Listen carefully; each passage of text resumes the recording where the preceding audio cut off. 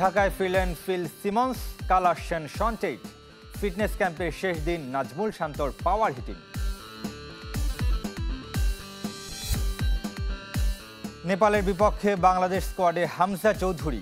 কাল বাহরাইন যাচ্ছে যুবদল, কিউবা মিচেলকে ছাড়ল না বসুন্ধরা।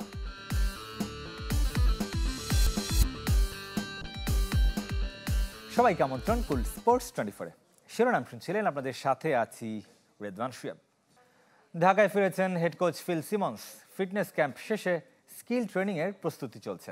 তার আগেই অবশ্য নাজমুল হোসেন শান্ত একাকী স্ট্রাইক রেট বাড়ানোর চেষ্টায় ব্যস্ত হয়েছেন। শুক্রবার ব্যাট বল হাতে নেমে পড়বে পুরো দল। আবারও ঢাকায় ফিল সিমন্স একেবারে এসেছেন এশিয়া কাপ পর্যন্ত থাকতে। তার আগে বাংলাদেশ হেড কোচের প্রস্তুতি, মিশন নেদারল্যান্ড সিরিজ। প্রস্তুতি পর্বে বিদেশি কোচের তালিকায় বৃহস্পতিবার আসছেন pace bowling coach Shaun Tait, শনিবার spin bowling coach Mushtaq Ahmed আর রোববার fielding coach James Pamment. Nathan কেলির ফিটনেস ট্রেনিংয়ের সমাপ্তি ঘটেছে বুধবার। যথারীতি রানিং, স্ট্রেচিং, জিম সবই হয়েছে মিরপুরের পাঠশালায়। এশিয়া কাপের প্রাথমিক দলের 20 জনই ছিলেন প্র্যাকটিসে।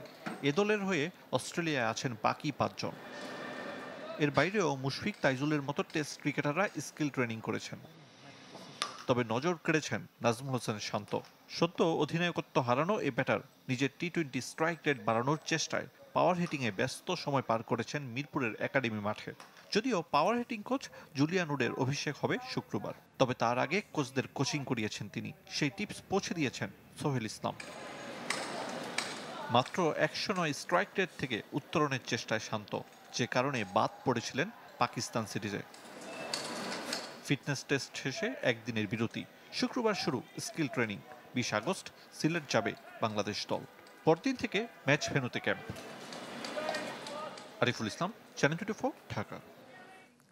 ক্যারিয়ারে 15,000 রান আর 1000 উইকেট লক্ষ্য যুব অলরাউন্ডার রিজান হোসেনের। ত্রিদেশীয় সিরিজে ব্যাট বলে নজর কেড়েছেন অনূর্ধ্ব 19 দলের এই ক্রিকেটার। ফাইনালে ব্যাট হাতে 95 রান আর বল হাতে 5 উইকেট।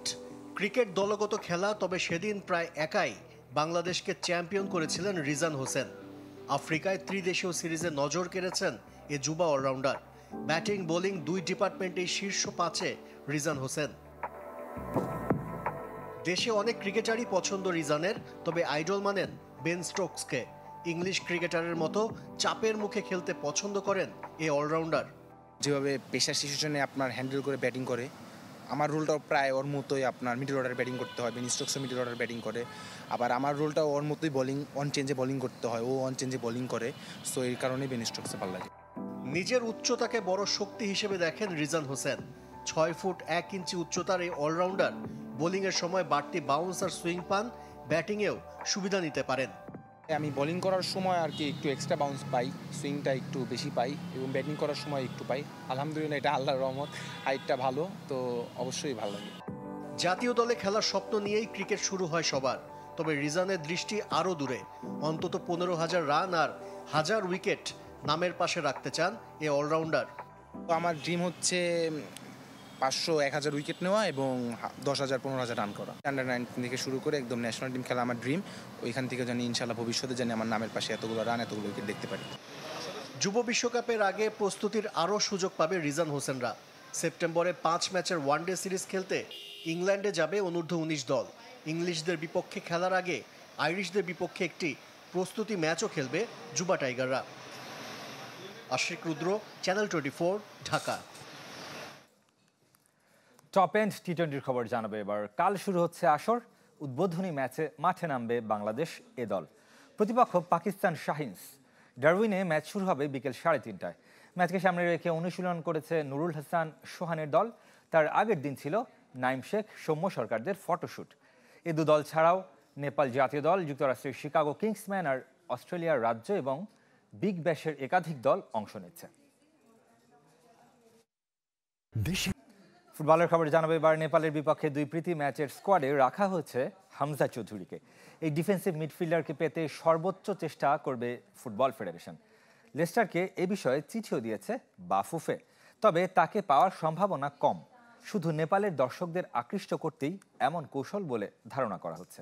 তবে 24 সদস্যের স্কোয়াডে নেই সমিত সোম। এদিকে শুরু হয়েছে জাতীয় দলের ক্যাম্প। প্রথম দিন যোগ দিয়েছেন 6 ফুটবলার। বৃহস্পতিবার আবাহনীর পরদিন যোগ দেবেন বসুন্ধরা কিংসের ফুটবলাররা। 16 অগাস্ট শুরু হবে মাঠের অনুশীলন। হোপ আমরা কোনো ছাড়িনি, সে যেহেতু স্কোপ আছে সেখানে 24 জনের একটি স্কোয়াড আমরা করেছি, সেখানে হামজাও আছে। সেক্রেটারিয়েট থেকে যেভাবে তাদের সাথে যোগাযোগ স্থাপন করা হয় সেভাবেই করা হচ্ছে। যেহেতু এটা একটা ক্লাবের থেকে আনতে হবে, আমরা ওইভাবে আমাদের সেই রিকোয়ারমেন্টটা তাদের ক্লাবকে দেওয়া হয়েছে। এফসি চ্যালেঞ্জ লিগের গ্রুপ পর্ব নিশ্চিত করা বসুন্ধরা কিংসকে সংবর্ধনা দিয়েছেন কাতারে বাংলাদেশের রাষ্ট্রদূত। বুধবার দোহায় রাষ্ট্রদূত হজরত আলী খানের আমন্ত্রণে মধ্যাহ্নভোজে অংশ নেন কিংস ফুটবলার এবং কোচিং স্টাফের সদস্যরা। সিরিয়ার ক্লাব আল কারামাহকে 1-0 গোলে হারিয়ে গ্রুপ পর্বে পৌঁছানো বসুন্ধরা কিংসকে অভিনন্দন জানান রাষ্ট্রদূত। রাতে ঢাকায় ফিরবে সাবেক বাংলাদেশ চ্যাম্পিয়নরা। অধিনায়ক তপু বর্মন সহ স্কোয়াডে থাকা জাতীয় দলের ফুটবলাররা যোগ দেবেন ক্যাম্পে।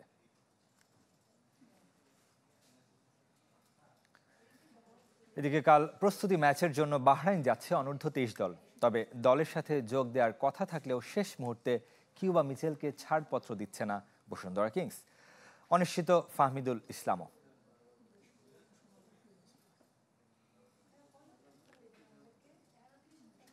চাপ, কারণ মেয়েরা ডে বাই ডে উন্নতি করতেছে, তো আমরাও চেষ্টা করবো যে কিভাবে আমরাও ইমপ্রুভ করতে পারি।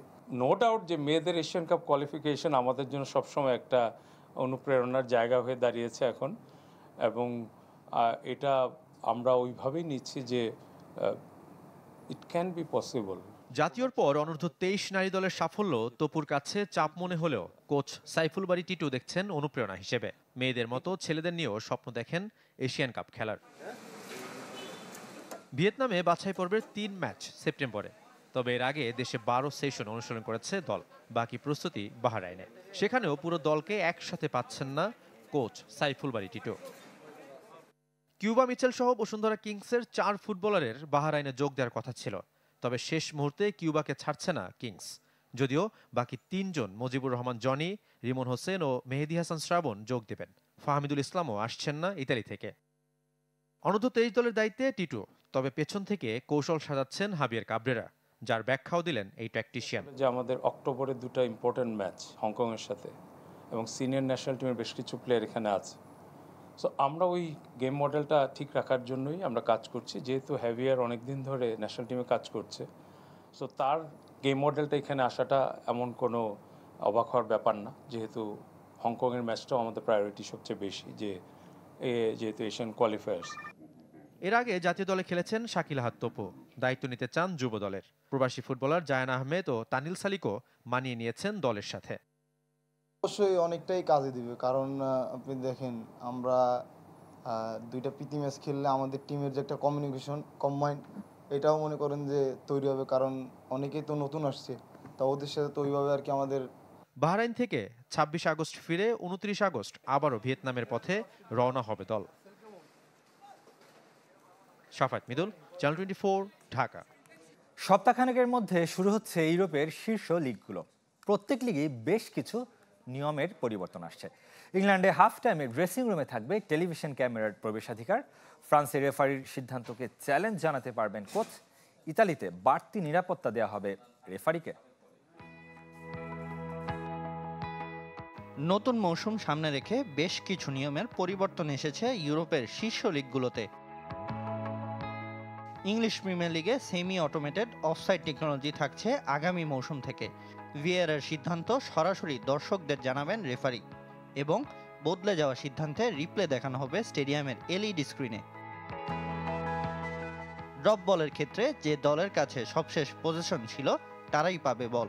শুধুমাত্র ক্লাব অধিনায়কেরা কথা বলতে পারবেন রেফারির সাথে। এছাড়া পেনাল্টিতে অনিচ্ছাকৃত ডাবল টাচ হলে থাকবে দ্বিতীয় সুযোগ, তবে মিস করলে ইনডাইরেক্ট ফ্রিকিক পাবে প্রতিপক্ষ।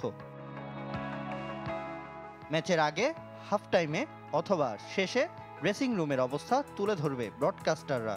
তবে 80 মিনিটের পর পিছিয়ে থাকলে ব্রডকাস্ট ইস্যুতে সিদ্ধান্ত নেবে ক্লাবগুলো। লা লিগাতেও এসেছে নতুন কিছু নিয়ম। ম্যাচ চলাকালীন ভিএআরের সিদ্ধান্ত 2বার চ্যালেঞ্জ করার সুযোগ পাবেন হেড কোচ। ক্লাবগুলোর সুবিধার্থে স্লো মোশন রেজিস্ট্রেশন। চলতি মৌসুমে স্যালারি স্পেস ঠিক থাকলে অস্থায়ীভাবে সর্বোচ্চ 3 জন ফুটবলারকে নিবন্ধন করতে পারবে ক্লাবগুলো। ইতালিয়ান লিগে রেফারিদের জন্য বাড়তি নিরাপত্তা দিবে লিগ কর্তৃপক্ষ। ভিআরে নেওয়ার সিদ্ধান্ত সরাসরি দর্শকদের জানাবেন রেফারি। বুন্দেসলিগার ক্ষেত্রেও বিষয়টা একই। সঙ্গে থাকবে ইংলিশ প্রিমিয়ার লিগের মতো সেমি অটোমেটেড অফসাইড টেকনোলজি। লিগায় সুবিধা পাবে ইউরোপ খেলা দলগুলো। চ্যাম্পিয়ন্স লিগ খেলা ক্লাবগুলোর জন্য শুক্র শনিবার থাকবে ম্যাচ। এছাড়া 5 হলুদ কার্ডে 1 ম্যাচ নিষিদ্ধ হবেন ফুটবলাররা। আর ভিআরের সিদ্ধান্ত সরাসরি জানাবেন রেফারি। আইএফএবি নিয়মের অধীনে গোলরক্ষক সর্বোচ্চ 8 সেকেন্ড বল ধরে রাখতে পারবেন। রেফারি 5 সেকেন্ডের কাউন্টডাউন দিবে। যদি তা অতিক্রম হয়ে যায় তাহলে কর্নার কিক পাবে প্রতিপক্ষ দল। এ নিয়ম ইউরোপের শীর্ষ 5 লিগেই দেখা যাবে আগামী মৌসুম থেকে। ওয়ার্ল্ড ক্যাডেট দাবা চ্যাম্পিয়নশিপে সিদরাতুল মুনতাহার অংশগ্রহণে আর বাধা নেই। এগিয়ে এসেছে বাংলাদেশ জাতীয়তাবাদী দল বিএনপি। সকালে নারায়ণগঞ্জের চাষাড়ায় মুনতাহার বাসায় গিয়ে আর্থিক সহযোগিতা দেন দলটির ক্রীড়া সম্পাদক এবং ঢাকা মহানগর উত্তরের আহ্বায়ক আমিনুল হক। মুনতাহার মতো প্রতিভাবান ক্রীড়াবিদদের খোঁজে বের করতে ভবিষ্যতে ক্রীড়াক্ষেত্রে নতুন কুড়ি চালুর ইচ্ছার কথা জানিয়েছেন আমিনুল।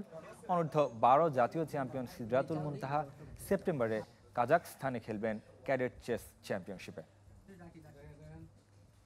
মুনতাহার বাসায় আমরা এখানে এসেছি।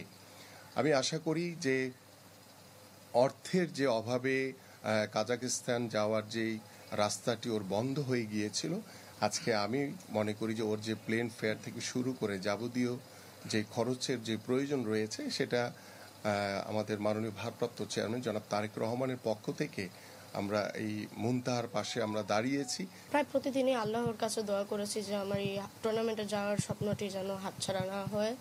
আল্লাহ আমার দোয়া কবুল করে দিয়েছেন এবং তিনি এবং তারেক রহমান আঙ্কেল আমার এই যাওয়ার ব্যবস্থাটি করে দিয়েছেন। এরই সাথে শেষ করব কুল স্পোর্টস 24। ধন্যবাদ সাথে থাকার জন্য।